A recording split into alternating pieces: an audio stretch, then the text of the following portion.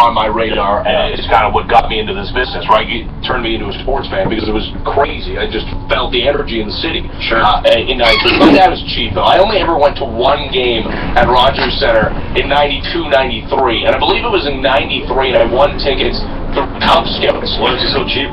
I don't know. It's just the way he is. Would he buy you a ticket? Would he buy himself a ticket? No. Would he buy a ticket now?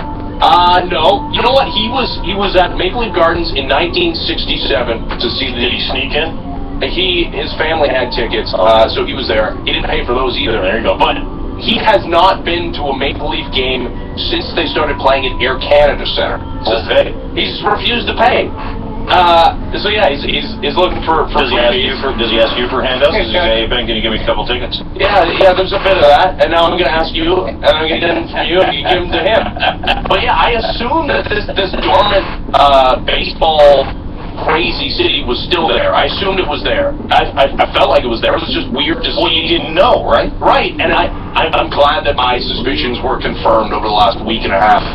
Yeah, it's been awesome to watch. And you're right, it is. And you know, I'd go to games like 4 or 5 years ago. I would go get those 200 level tickets, and you get them for like $75.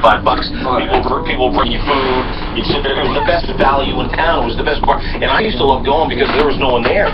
I've got a real aversion to massive groups of people. I just don't like it. Yeah. So I used to really love going to Jays games. Now I'm the opposite of everybody else. Someone says, hey, do you want tickets for the Yankees series this weekend? I'm like, no thanks, too many people. I'll just watch it at home on my TV.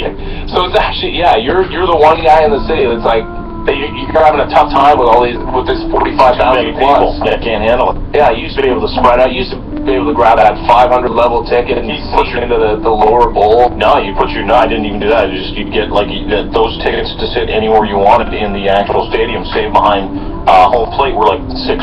Yeah. Now it's the 500 level seats over the weekend were going for like $60 on StubHub. Are you serious? Yeah, it's like a $15 ticket going for $60. I saw a buddy of mine sat right behind home plate, and I watched him actually during the base price on the tickets. Are you talking about Eddie Lee? $375. No, Leggett. Oh, Lego, yeah. Yeah, Lego was right behind. Did you see him right behind home plate? It's hard to miss that glowing skull, right? But we're not the only guys that are really excited and thinking World Series. Troy Tulowitzki, apparently, did you hear this? Tulowitzki had a dream. Not like the Martin Luther King one. It's like, I have a dream that we won a World Series. I had a vision, that I was going to be in a World Series this year, to be honest with you. I didn't know if I was going to be traded, but things happen for a reason, and, I'm not afraid to throw it out there. I want to win a World Series. Yeah, well, everyone does, right? That's right. Right, everybody. And God bless you. Appreciate you being here. You need to start hitting a little more consistently. However, I will say everybody wants to win a World Series. And if I was him, though, I would have kept that one under my hat, right? Would you have shared that one? Maybe after you win the World Series, you can say, you know what, I had a dream back in the middle of August. But now it's, what? Really? That's kind of freaky. I didn't know Troy Tulowitzki believed in Santeria, or it was kind of like, I don't know. He's got a crystal ball. No, he just had a vision. I just had a vision. In the middle of the night. They must have, Tulowitzki comparing the Jays to the 2007. Yeah, go ahead, right? Because he's not even here. Good core. Comparing them to the 2007 Rockies as well. What do you remember about that ride from 2007 with the Rockies? Most similar confidence, coming to the ballpark every single day, expecting to win instead of hoping to win, and I see a lot in this one. There you are. So he's got a vision. He sees some similarities. But, we watched that series this last weekend, and like I said, we talked about it earlier, they were never out of it. Never out of any game.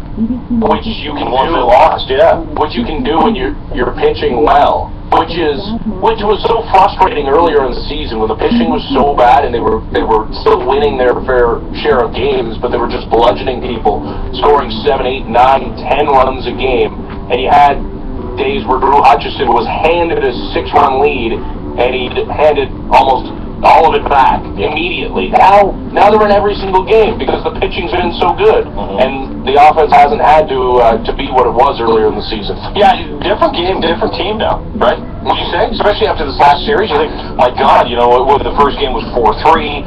They lose that one, lose the next one 4-1. These aren't, you know, losing a game 9-7, 10-11. These are low-scoring games. Even the games are winning 3-1. So pitching is the order of the day. Defense is the order of the day, and that's all been short of. But this is a completely different team. Save a couple of guys that they've added. Defensively, so much better, and you're seeing that in the result as well. To me, the biggest difference between this team and the team of the first couple of months is the bullpen. It used to be that John Gillis would get on that phone and you'd start having heart palpitations, right? And you're like, which jobber's coming out of the pen today? Not Luke, he got sent down, thank God. There's not a bad arm out there right now. You're confident in just about every single one of those guys, and Brett Cecil now is the situational lefty guy, came in, got an out yesterday. Perfect role for him. Right, he doesn't have to shut teams down. Their best right-handed bat in the ninth inning. Yep. And Roberto Osuna, even when he allows the base runner yesterday, right, and the tying run comes to the plate, no worry. He had no doubts that he was going to get that third out. Yeah, absolutely. And you know what I think about it yesterday? You know, you throw what was it, Mark Lowe the other day? Was it yesterday? Mark Lowe came in and he's drilling 99-mile-an-hour fastballs past the guy, and then you don't get a breath because in the eighth here comes Sanchez, 97, 98 mile an hour, and the same thing with Osuna. Every guy that comes in, you know you're going to throw smoke, and every guy is specifically that the Jays trot out there with the 7th, 8th, 9th, Lowe, Sanchez, Osuna. You know, it's in people's heads. Oh, yeah?